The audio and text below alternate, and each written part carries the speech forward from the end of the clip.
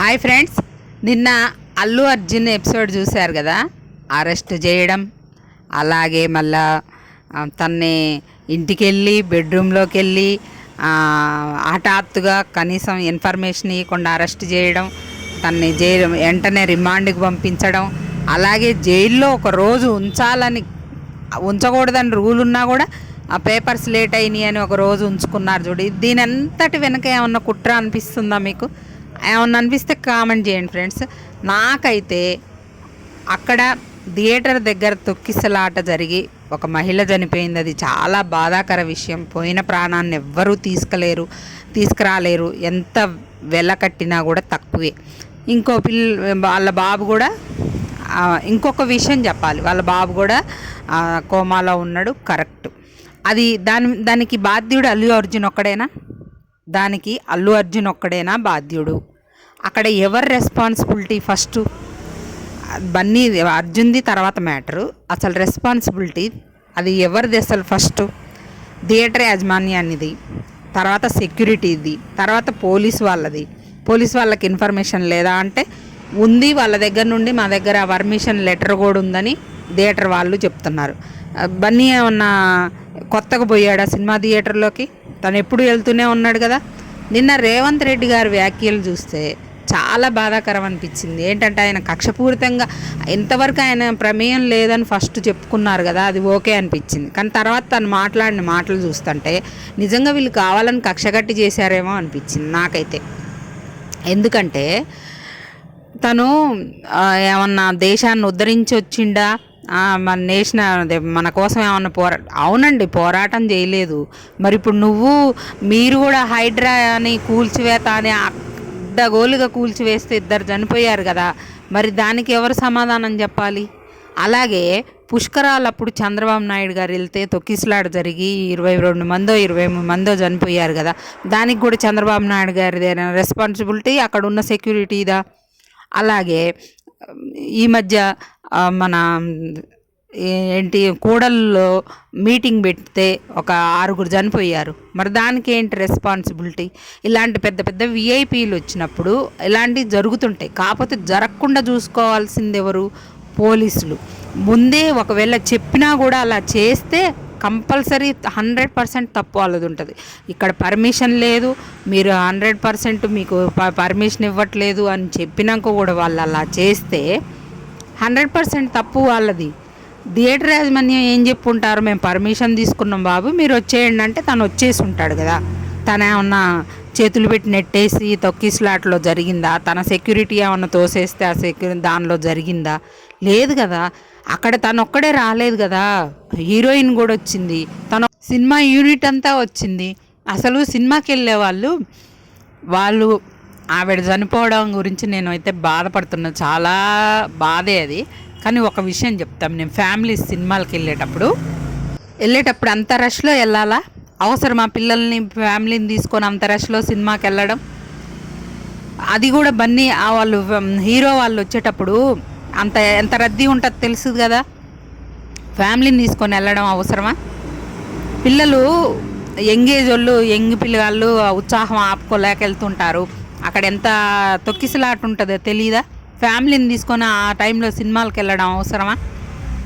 కోపం వచ్చినా బాధ లేదు ఫ్రెండ్స్. మన సేఫ్టీ ముఖ్యం ముందు, తర్వాత చూడొచ్చు, సినిమా ఎక్కడికి పోదు. మన సేఫ్టీ ముఖ్యం కదా. ఇప్పుడు మనం సేఫ్టీ లేకుండా మనం వెళ్ళేసి వాళ్ళని అనడం కూడా కరెక్ట్ కాదు కదా. మనం సేఫ్గా వెళ్ళాలి, మన సేఫ్టీ ముఖ్యం ముందు. ఆ సినిమా ఏముంది, ప్రాణం పోతే వస్తుందా? సినిమా తర్వాత ఆయన చూడొచ్చు కదా. ఫ్యామిలీతో వెళ్ళే వాళ్ళైనా ఎవరైనా ముందు సేఫ్టీ ముఖ్యం. అంత దొక్కిసలాట్లో వెళ్ళి చూడాల్సిన అవసరమే లేదు. సినిమా ఎక్కడికి వెళ్ళిద్ది? ఇవాళ కాపితే రేపు చూడొచ్చు. ఒక్కరోజుకి ఏం మునిగిపోద్ది? అందులో ఏమైనా మారిపోతాయి ఆ సీన్స్? అది అర్థం చేసుకోవాలి. నిన్న చూశారు కదా. సరే, అంత ముందు నుండే అరెస్టులు చేసుకుంటూ వస్తున్నారు. మరి తనకి ఇన్ఫర్మేషన్ ఇచ్చారా మేము అరెస్ట్ చేస్తున్నాం అని? ముందే నోటీస్ ఇచ్చారా? ఇవ్వలేదు. వెళ్ళారు. తనేదో స్విమ్మింగ్ పూల్లో ఉన్నాడంట. అంతకుముందు ఢిల్లీ నుండి నైట్ వచ్చి స్విమ్మింగ్ పూల్లో ఉన్నాడంట. అక్కడికి డైరెక్ట్గా వెళ్ళిపోయారు. తను బట్టలు మార్చుకుంటా అంటే బెడ్రూమ్లో నిలబడి మరీ బట్టలు మార్చుకున్న దాకా నిలబడి మరీ తీసుకొచ్చారు. ఓకే. తర్వాత స్టేషన్కి తీసుకెళ్లారు. అక్కడి నుండి కోర్టుకు తీసుకొచ్చారు టెస్టులు చేయించి. అక్కడ 14 రోజులు రిమాండ్ విధించే అంత పెద్ద తప్పు తను ఏం చేసిండని రిమాండ్ వేశారు.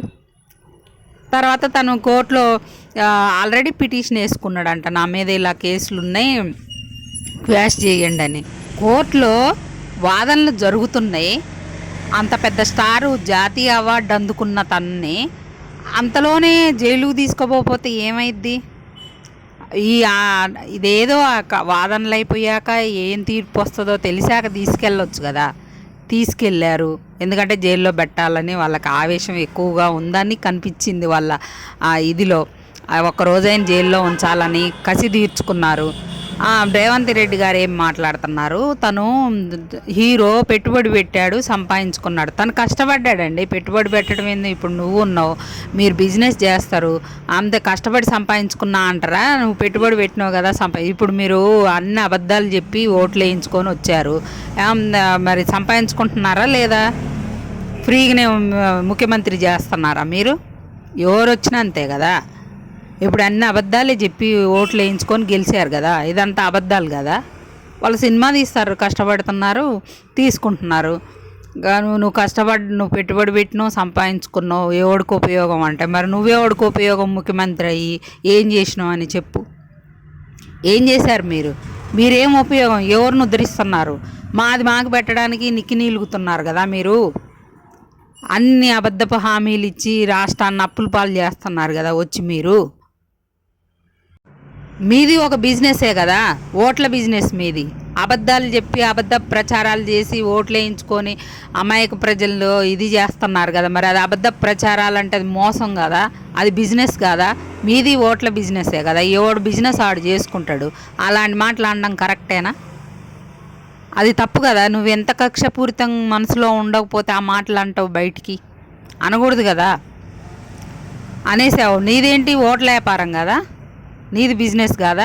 నీ అబద్ధపు మాటలు చెప్పి మీ అబద్ధపు ప్రచారాలు చేసి ఓట్లు గెలిచారు కదా. మరి అది అబద్ధపు బిజినెస్ కాదా? జనాల మైండ్తో ఆడుకోవడం. తర్వాత కోర్టులో తీర్పు వచ్చింది, తన ఇమీడియట్గా విడుదల చేయాలని. మరి ఎందుకు కాపీలు లేట్ అయినాయి అని ఒక రోజంతా జైల్లో ఉంచుకొని విడుదల చేశారు ఈరోజు. అది కక్షపూరితం కాదా? దీని వెనక ఎవరున్నారు ఏంది అనేది కరెక్ట్ కదా. ఒక స్థాయిలో ఉన్న మనిషికి మనం రెస్పెక్ట్ ఇవ్వాలి. జాతీయ అవార్డు వచ్చిందంటే ఊరికినే ఇచ్చారా ఆయనకి జాతీయ అవార్డు? తన కష్టం ఉంటేనే కదా ఇచ్చారు, తను ఎన్నో కష్టం పడితేనే కదా ఇచ్చారు. ఇప్పుడు ఆయన నైట్ స్టార్ ఏం అయిపోలే అంటే, అవును నైట్ స్టార్ అయిపోలే, కష్టపడ్డాడు. తను ఫస్ట్ సినిమా తీసినప్పుడు అసలు నాకే నచ్చలే. అసలు ఏంటి ఇట్లున్నాడు అనుకున్నా నేను. అసలు అందరి హీరోల కొడుకులు ఆ లెవెల్లో ఇదయ్యారా? అది వాళ్ళకు ఏదో వాళ్ళలో టాలెంట్ ఉంటేనే, వాళ్ళ టాలెంట్ నచ్చితేనే జనాలు ఇది చేస్తారు. అందరూ హీరోల కొడుకులు వచ్చారు, మరి వాళ్ళు అంత పేరు రాలేదేంటి?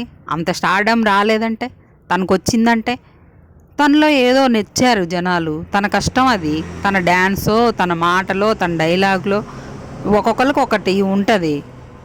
అట్లనే తనకు ఒక స్టార్డమ్ వచ్చింది. అది చూసి తట్టుకోలేకపోయారా? లేకపోతే తను ఏమన్నా నీకు కోఆపరేట్ చేయలేదా డబ్బులు ఇవ్వడంలో? ఏమనుకోవాలి ఇట్లా చేస్తే? కానీ మొత్తానికి తనకి చాలామంది సపోర్ట్ అయితే చేశారు. మన ఫిలిం ఇండస్ట్రీ నుండి అయితేనే, రాజకీయ రంగం నుండి అయితేనే చాలామంది సపోర్ట్ చేశారు. కానీ తన స్టార్డమ్ని ఎక్కడో తట్టుకోలేకపోతున్నారేమో కొంతమంది అని నాకు అనిపిస్తుంది. అది తన అదృష్టం, తన లక్, అది తన అదృష్టం కొద్ది వచ్చింది. అది తన మీద కక్షపూరితంగా ఇలా చేశారని నాకు అనిపించింది ఫ్రెండ్స్. మీరు పోలీసులు వాళ్ళ డ్యూటీ వాళ్ళు చేశారు, కరెక్టే. మనం వాళ్ళని తప్పు పట్టడానికి లేదు. అది చేయించింది ఎవరు, చేపించింది ఎవరు అనేది కొన్ని మాటలను బట్టే అర్థమవుతుందని నాకు అనిపించింది. ఇలా కక్షపూరితాలు చేయకూడదండి. ఎవరైనా కూడా కక్షపూరితాలు అస్సలు చేయకూడదు. ఈరోజు మనకి రావచ్చు, ఈరోజు తనకు రావచ్చు, రేపు మనకే రావచ్చు. ఆ కక్షపూరితాలు ఎందుకు? ఒక్కడనే బాధ్యుల్ని చేయడం కరెక్ట్ కాదు కదా అక్కడ జరిగిన సంఘటనకి.